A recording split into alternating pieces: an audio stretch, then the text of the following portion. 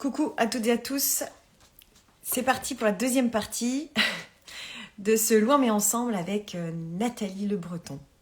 On a un petit problème technique et donc on reprend ici. La première partie est à voir. Je l'ai déjà installée sur ma page. Voilà, commencer. Je vais attendre que Nathalie se connecte. Elle ne devrait pas tarder.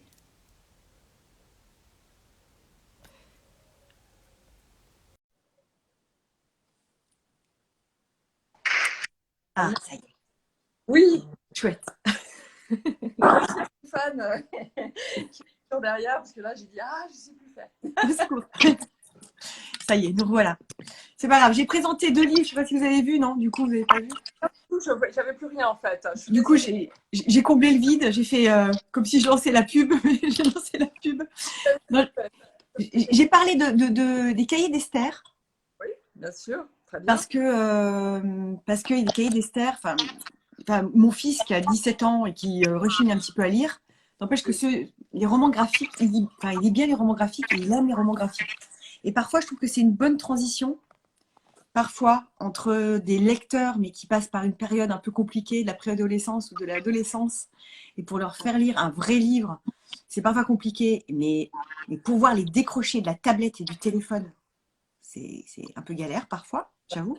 Et donc, à travers des romans graphiques, j'ai trouvé une solution Alors, intermédiaire assez efficace.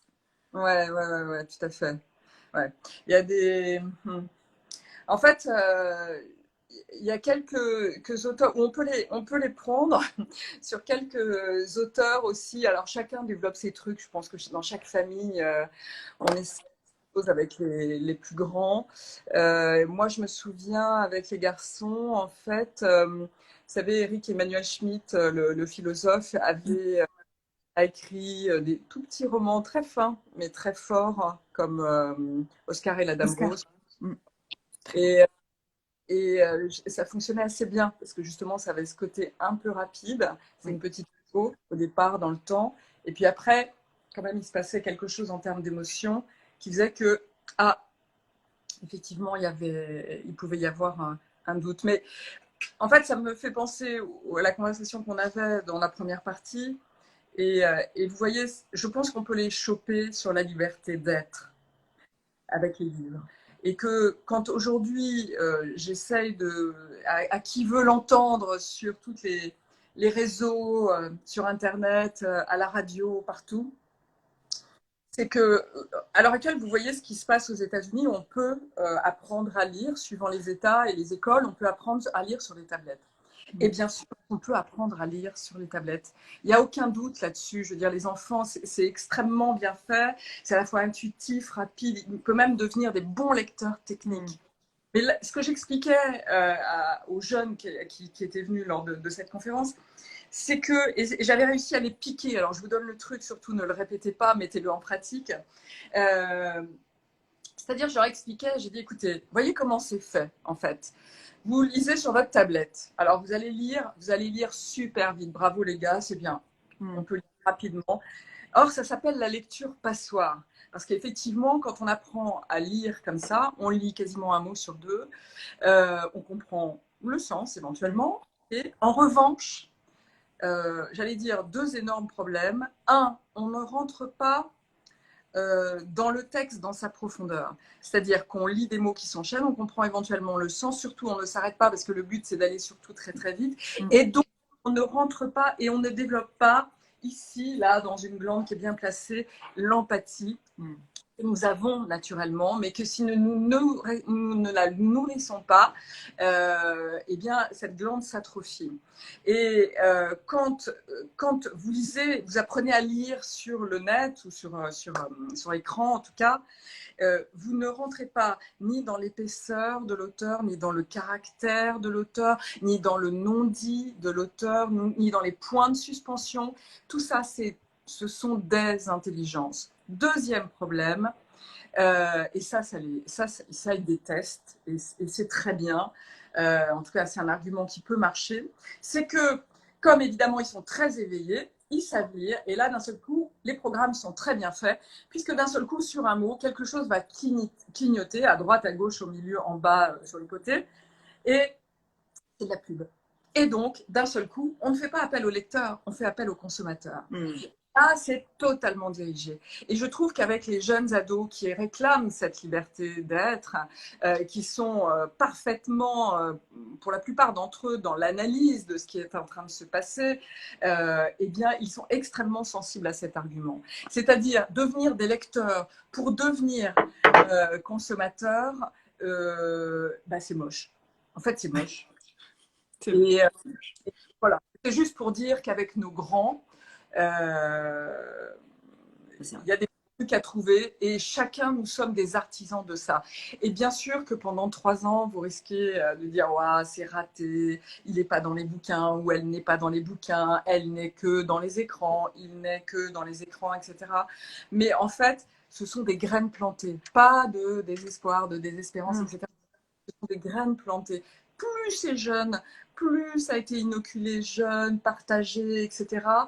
Même si je pense qu'il n'est jamais trop tard, mais quand même, en fait, ils peuvent faire des pauses avec les livres et ils y reviendront au gré des événements et des aléas de leur vie, en fait. Et c'est ça que, quoi qu'il arrive, le livre, le plaisir de lire, de s'installer, d'être avec quelqu'un qui nous parle, qu'on écoute, avec qui on est d'accord, pas d'accord, et en même temps, on ne prend pas de risque parce qu'il est dans un livre, eh bien, voilà, ça c'est la vie. Et vous, Nathalie, qu'est-ce qui vous a fait aimer lire? Qu'est-ce qui m'a fait aimer Ouais. lire? Qu'est-ce qui fait que vous êtes tombée là dans ce chaudron magique de la lecture et cette passion pour la lecture, pour les livres? euh, hmm. Ou quel auteur, quelle autrice? Je sais pas. Il faut tout dire, plein de cachets. Euh, J'étais une enfant hypersensible. Vous voyez, je pleurais quand mon grand frère se faisait disputer. J'étais profondément contre l'injustice, mais vraiment très profondément. Et donc, en fait, c'est une rencontre avec un livre, hein, mais très, très, très, très jeune, euh, qui était un livre de Dumas, euh, Edmond Dantès. Edmond Dantès et l'injustice contre laquelle va lutter Edmond Dantès. J'étais mais vraiment toute jeunette. Hein. J'ai commencé à lire ce livre, je pense que je devais avoir 8 ans. Ah 8 oui. ans. 8 ans. Et ça a fait écho pour moi à énormément de choses. Je me suis réfugiée dans ce livre. J'ai eu la chance d'avoir la totalité du livre que mon grand-père avait lui-même dans sa bibliothèque, dans une vieille édition, que je trouvais jolie d'ailleurs, esthétiquement. Il y avait encore quelques dessins à l'intérieur de ce livre qui est quand même pavé. Et je l'ai lu, je l'ai relu, je l'ai lu, je l'ai relu, je l'ai relu. Et après, comme j'étais une jeune fille une petite fille en train de grandir et que évidemment j'avais quand même ma part de coquille moi aussi, en fait je n'ai eu de cesse de vouloir de grandir vite. En fait, je me faufilais dans la bibliothèque à l'époque. La bibliothèque, il y avait la bibliothèque adulte et la bibliothèque enfant. Et je m'arrangeais pour passer dans la bibliothèque adulte. Et là, je m'installais entre deux. Alors, je disais, non, non, mais maman, on cherche des livres. C'était pas vrai. Et je m'installais et je lisais les bouquins. Et j'ai lu très jeune des livres pour adultes. Sûrement des choses qui n'étaient vraiment pas de mon âge, des romans de gars. J'ai tout lu, toutes sortes de livres. Et, et voilà, c'est comme ça que je suis tombée. Et je peux vous dire que ce livre, quand je parle de livres qui vous marquent, je parlais d'Éric Emmanuel Schmitt, mais vous parlez de Cahiers d'Esther. En fait, au fond, il suffit d'un livre. Et, et après, ben, en fait, ma mère était une grande matheuse, donc j'ai décidé de faire des lettres, évidemment, pour me différencier, classique. Puis tant qu'à faire, j'ai fait du latin et du grec, c'était encore mieux. Et j'ai eu multiples rencontres. Et dans mes rencontres, j'ai eu des enseignants merveilleux, dont Patrick Grinville, qui a été pendant longtemps le plus jeune Goncourt. Il a eu son prix Goncourt en 1976 et qui a été mon enseignant de français en terminale. C'est-à-dire que quand vous rentriez en Hippocane, ce qui est ça, en fait, vous aviez des cours de français aussi après le bac de français. Et j'ai ce prof passionné, un autre rapport aux auteurs, un autre rapport aux livres, un autre rapport aux mots. Si vous connaissez Patrick Grinville, ses livres, ça abonde. C'est d'une richesse infinie. C'est une langue c'est le français dans ce qu'il a de plus fou, de plus épais, de plus imaginaire, créatif, etc. Enfin, bref. Et donc, vous voyez, des livres, des rencontres, voilà, m'ont amené. Et puis après, en me disant qu'est-ce que je fais après les maternelles, et je me disais, bah, finalement, ce que j'aime le plus au monde, c'est les enfants, les familles et les livres. D'où l'idée de créer Notice et Auton. Et je dois dire que, honnêtement, aujourd'hui, je ne fais plus que lire des livres pour enfants, quasiment. Parce qu'effectivement, comme vous le disiez, bah, ça nous nourrit, ça, quelquefois même, ça peut nous suffire. Et je suis émerveillée par la qualité des livres pour enfants quand on arrive à aller chercher ce qui est mon rôle avec Notice et Auton, c'est-à-dire faire le tri du trop. Alors, est-ce que vous pouvez nous parler justement de... Pardon ? Je vous ai dit plein de choses que je ne raconte jamais. J'adore. Merci pour votre confiance. Pouvez-vous nous parler justement de Notice et Auton ? En quoi ça consiste, justement, pour les personnes qui nous suivent, qui vont regarder cette vidéo, découvrir Notice et Auton ? Alors, Notice et Auton, c'est deux choses. C'est une plateforme de recommandation de livres pour enfants, avec des vidéos en accès libre, présentation de livres, et pour arriver à faire que on vive, en fait, ce qui est une gageure quand on travaille dans le livre pour enfants. Bien sûr. En fait, c'est la création chaque mois de box de livres pour enfants. Vous parliez du plaisir quand on est enfant. Moi, je sais que j'avais un abonnement Picsou, pour tout vous dire. J'ai eu enfin bon, un certain nombre de choses comme ça. Et j'avais un tel bonheur d'attendre devant la boîte aux lettres ce petit magazine que, en fait, je me suis souvenue de ce bonheur-là. Et je me suis dit que ça pouvait être une idée. Et donc, l'idée aussi, donc c'est des box, il y a 3 livres à l'intérieur. Max, pour mettre 3 livres à l'intérieur, pour qu'il y ait de la diversité. Je suis totalement libre dans le choix de mes éditeurs, des auteurs, des sujets, etc. Et donc, je vais à la pêche. Donc, vous avez une box pour les 0-1, une autre pour les 1-2, une autre pour les 2-3, une autre pour les 3-8. Et on personnalise aussi, on fait des cadeaux d'anniversaire, on fait des box par thème. On parlait, il y a des en période de Covid, comme parler de la mort, je peux vous dire que c'est quand même pas si simple. Les enfants nous interrogent et les parents, quand ils sont en plein souci, c'est pas toujours évident. Et le support livre, il y a des merveilles sur ce sujet-là. Donc voilà, Notice et Auton, c'est des abonnements chaque mois. Le plaisir des gamins, voilà, c'est gagné pour nous à chaque fois que j'ai des parents. Il y a des parents qui sont là avec nous depuis 2017. Qui vont bientôt nous quitter parce que les enfants grandissent. Il y en a qui recommencent voilà, avec leur famille quand il y a un deuxième enfant qui arrive. Et si vous voulez, là où c'est gagné, c'est tout le plaisir dont me parlent les enfants. La découverte d'enfants qui d'un seul coup, parce qu'avec les vidéos, je leur ai demandé un jour, j'aurais dit voilà, ok, la dame du balcon, je vous raconte des histoires, mais maintenant j'ai envie que ce soit vous, les enfants, qui me racontez des histoires. On a organisé un jeu concours et tout, c'était top. Et là, j'ai plein de parents qui m'ont dit, mais c'est dingue, j'avais jamais demandé ça à mes enfants, de s'emparer du livre et de me le lire à moi comme la dame du balcon.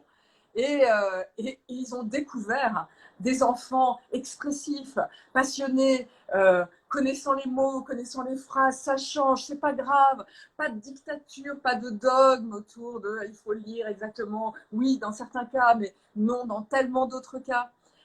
Et Notice et Auton, c'est ça. Connais-toi toi-même, c'est un mot grec, c'est une francisation d'un mot grec qui se trouve sur le fronton de Delphes, ma passion pour la Grèce, notre passion pour la Grèce, qui veut dire connais-toi toi-même, la suite étant et deviens qui tu es. Et le média du livre, c'est ça. Donc, c'est tout ce qu'on s'est raconté là. Donc, Notice et Auton, ça paraît être un mot un peu difficile à dire. Les enfants savent très bien se débrouiller pour le dire. Et c'est cette idée-là. C'est cette idée d'apprendre à se connaître, d'utiliser les mots plus que jamais. Et quand on a un enfant qui, comme la vôtre, ou le vôtre, est sensible au graphisme, s'exprime aussi de cette façon-là et va davantage réagir aux images du livre, c'était exactement pareil. Voilà. Les mots sont là, les mots du livre, les mots que vous allez échanger avec lui, les expressions qu'il va vous donner. Et le but du jeu de Notice et Auton dans le choix, c'est de faire en sorte que les parents ne s'ennuient pas. C'est-à-dire que je pense que si vous, en tant que maman ou en tant que papa, vous êtes là, ah, c'est l'histoire du soir, d'avoir de temps en temps ce genre de réaction et éventuellement de faire pause d'ailleurs. Mais je pense que si vous ne vous ennuyez pas et que vous rentrez dans les multiples lectures que recèle un livre pour enfants, votre enfant sent que vous ne vous ennuyez pas et donc il va vous le réclamer ou réclamer un autre, etc. Voilà. Et donc je fais très attention. C'est pour ça que je vous dis, je me mets avec ma peau d'enfant qui a pris quelques rides à peine. Et dès que je réagis, que j'ai une émotion, comme vous le disiez tout à l'heure très justement, et ben je me dis que cette émotion, vous allez l'avoir aussi en tant que parent. Bien sûr. Et ça va être un cercle vertueux. Bon, en tous les cas, quand vous me racontiez tout à l'heure que des enfants se filment et vous envoient des vidéos d'eux en train de raconter une histoire, je pense que c'est par mimétisme et je pense aussi que vous êtes très inspirante pour eux en ce sens. C'est-à-dire que parfois, des parents ne sont pas capables de raconter et de prendre un ton différent suivant le personnage ou mettre le ton comme vous faites si bien. Mais je suis persuadée qu'en vous observant, vous, alors déjà, vous donnez peut-être une autorisation aux parents de faire pareil et vous donnez aussi une autorisation à l'enfant de faire comme vous. Et c'est ça votre force aussi, Nathalie, je trouve. Oui, oui, c'est gentil. C'est gentil. Alors, honnêtement, je serais bien incapable de faire autrement parce que, en fait, j'ai un visage extrêmement expressif, ce qui fait que quand je m'ennuie, ça se voit aussi. Donc, C'est pareil. je ne fais pas la volonté d'avoir autant de petits clones et au contraire, je voudrais que les enfants soient eux-mêmes. Mais si c'est un tremplin, tant mieux, quoi. Je veux vraiment essayer de déculpabiliser les parents par rapport à tout ça, les désennuyer pour employer un néologisme euh, et que, euh, et que je pense, pour avoir écouté tellement de parents pendant 15 ans de maternelle, vu les réactions des enfants autour de moi, dans ma famille, mais toutes les familles, les gens qui, parce que je continue d'échanger avec les parents, ceux qui sont abonnés à Notice Auton, les autres, et que si vous voulez, j'avais déjà une conviction forgée, mais là, c'est plus qu'une conviction, c'est un étendard. C'est-à-dire que les bienfaits, pour reprendre le type de mes copines à Europe 1, les bienfaits, vous les avez dans le petit moment que vous passez dans l'instant.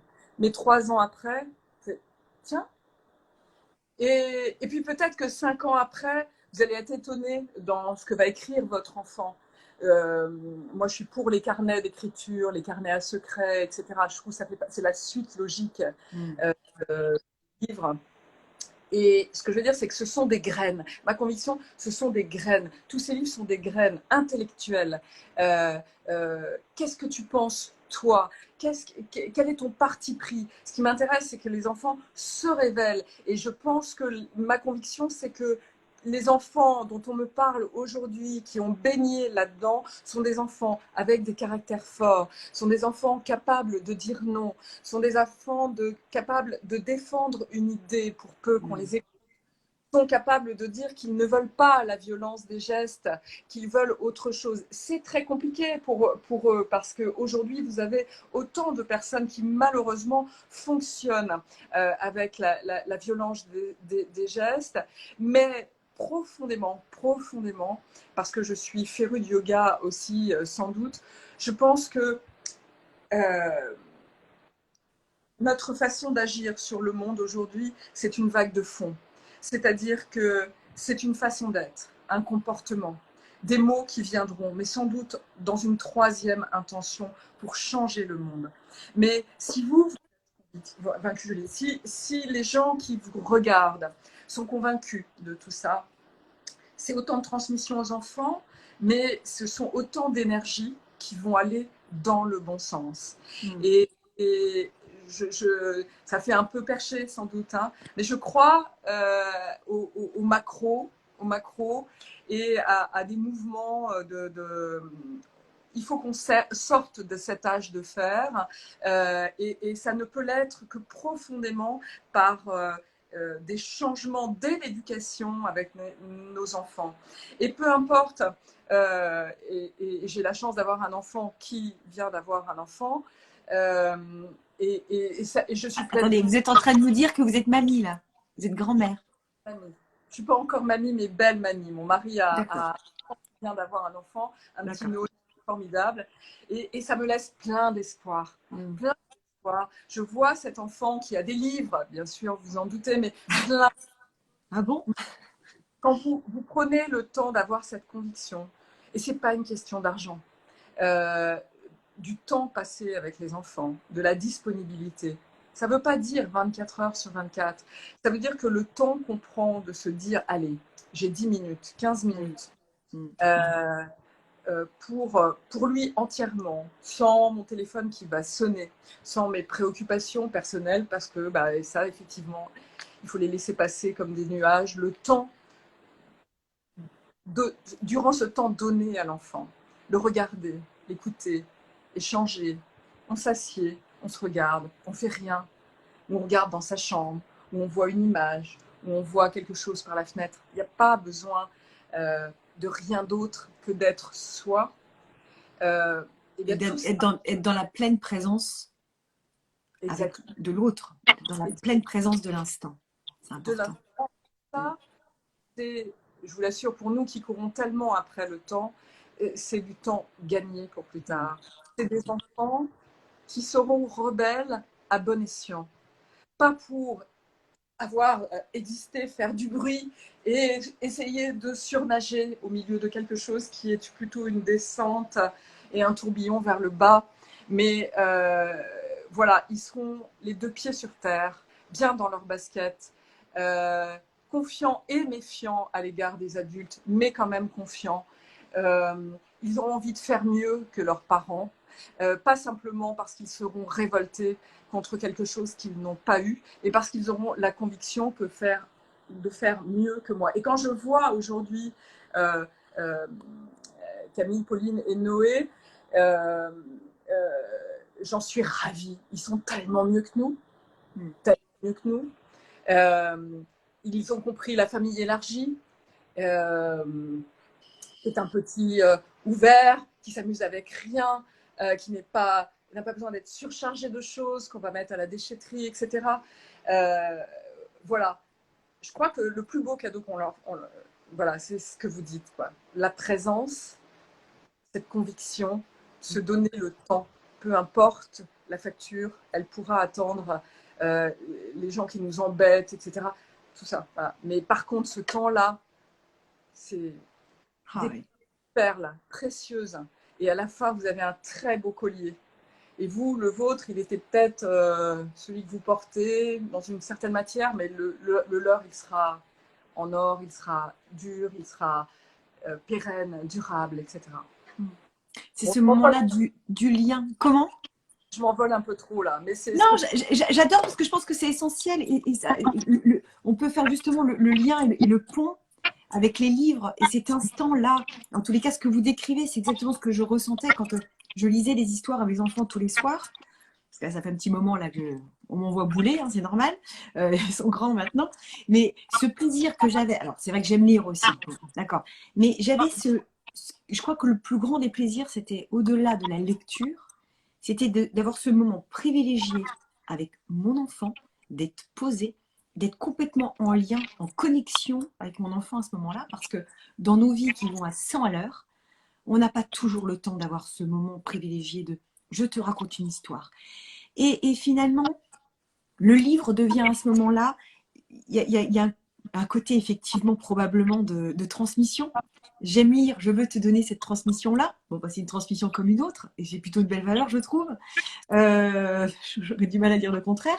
Mais en plus, c'est ce lien privilégié que vous décrivez de l'instant qui est si précieux avec nos enfants. rare, précieux. C'est un luxe aujourd'hui. C'est Mm. un luxe. Et pas.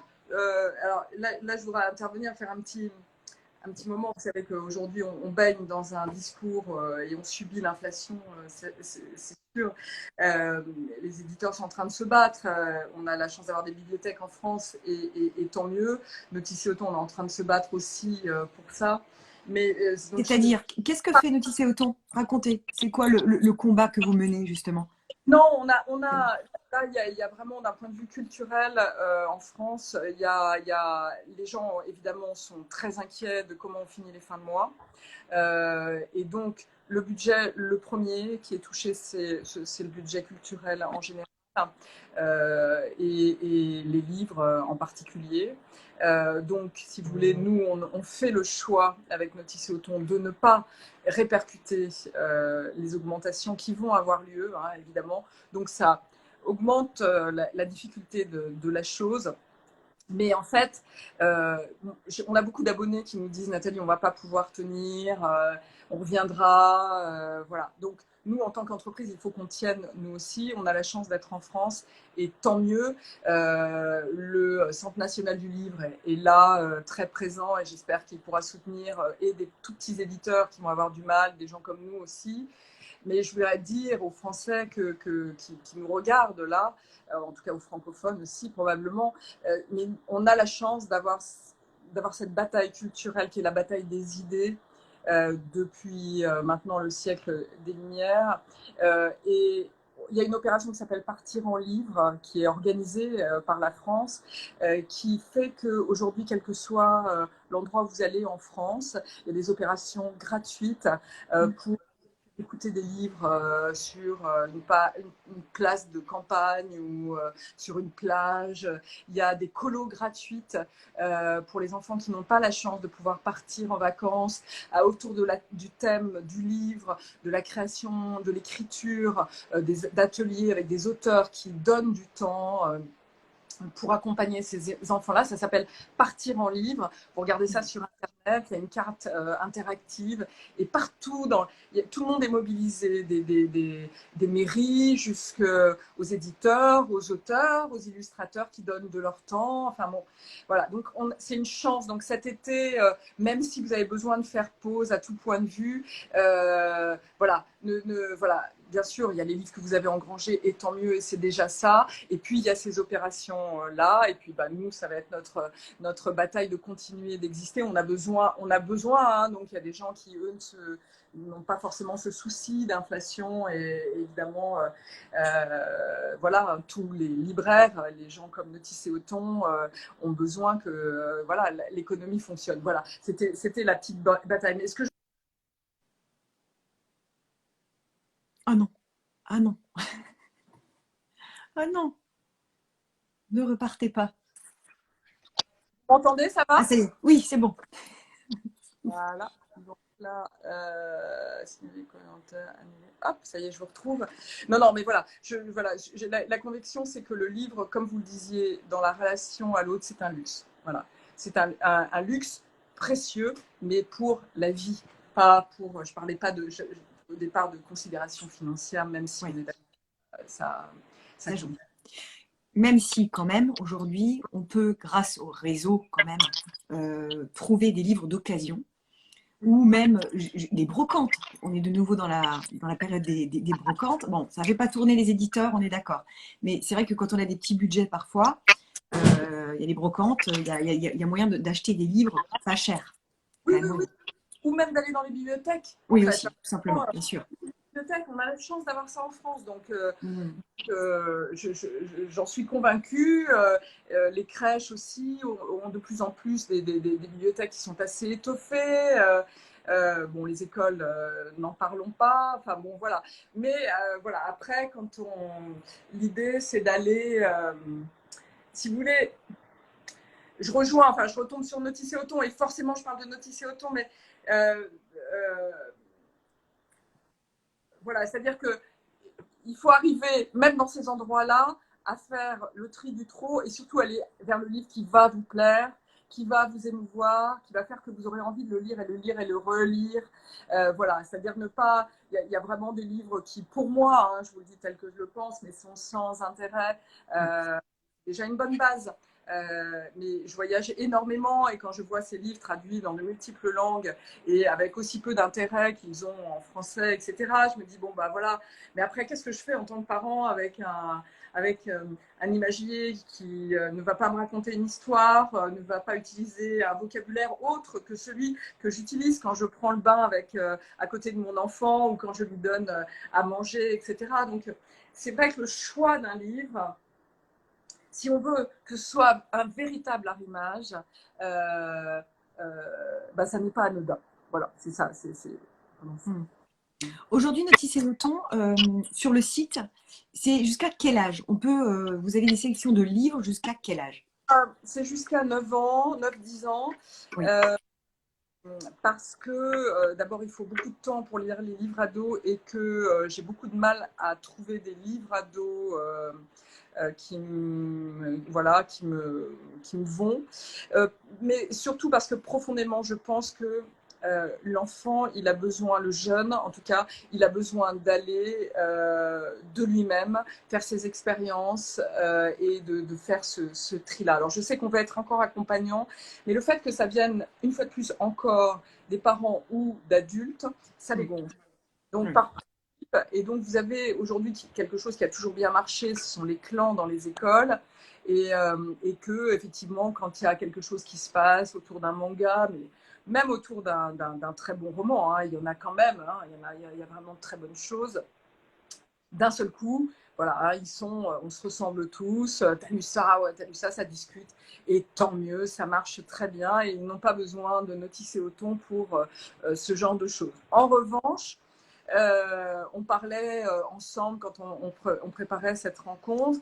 Il y a des livres autour de tout ce qui est éducation, sexualité, etc., qui sont un peu compliqués à trouver dans la modernité, etc. Donc, moi, volontiers, je réponds aux parents, je leur conseille des livres, on se parle par mail ou sur Instagram. Et, voilà. Et donc, vous m'aviez posé une question précise autour de livres justement sur la sexualité. Alors, je me disais, tiens, la première chose qui me vient, il y a deux choses qui me viennent quand on parle de ces sujets. D'abord, c'est quelque chose qui commence. Oui, c'est compliqué de trouver des livres pour ados. Je lis en même temps les Oui, commentaires. oui, bien sûr. Mais en même temps, je lis le commentaire de Laure qui dit: Ma fille va avoir 4 ans, je découvre une idée d'abonnement pour son anniversaire. Ah, c'est Et cool. oui, abonnez-vous à Notice et Auton pour avoir des jolis livres à raconter à vos enfants. Ouais. Comment les Sympa. livres sont envoyés? Est-ce que vous pouvez juste répondre à ça? Mais après, vous allez sur le site Les et livres il y a tous les renseignements. alors, on a un suivi SAV dont je suis fière parce que je ne veux pas faire via Notice et Auton ce qu'on subit dans plein d'autres boîtes. Donc, ils sont envoyés par la poste avec un système qui s'appelle Fréquencéo. Ils arrivent très à l'heure. Il y a un suivi. Je demande toujours et on demande aux abonnés dès qu'il y a un problème, ce qui peut arriver dès que vous faites transporter des choses, surtout d'entrer en contact. On fait repartir les box dans la mesure du possible. Donc voilà, il y a SAV qu'on essaie d'avoir le plus performant possible parce que je ne veux pas de déception autour de ça et je sais à quel point un enfant qui attend ses livres, c'est capital et voilà, on a tous des ratés hein, et Notice et Auton aussi, mais en revanche, on essaye d'être à la... Voilà, ça c'est pour répondre à votre question précise. Donc, je reviens sur... Sur la sexo pour les enfants, enfin, le voilà, sujet. Mm. et l'enfant qui grandit par à pas sur ce sujet-là. La première chose qui me revient vient du Québec à chaque fois, parce que je pense que ce sont de très bons supports. Vous avez une dame qui s'appelle Jocelyne Robert, vous en souvenez peut-être, j'en parlais déjà au maternel, et qui a réactualisé ses livres et qui accompagne autour de la sexualité quasiment de 0 à 15.